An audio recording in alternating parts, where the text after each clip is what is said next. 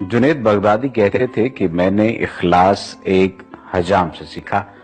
एक मेरे उस्ताद ने कहा कि तुम्हारे बाल बहुत बढ़ गए हैं, अब कटवा के आना। पैसे कोई थे नहीं पास में। हजाम की दुकान के सामने पहुंचा तो ग्राहक के बाल काट रहा था। उन्होंने अर्ज की, चाचा अल्लाह के नाम पे बाल काट दोगे?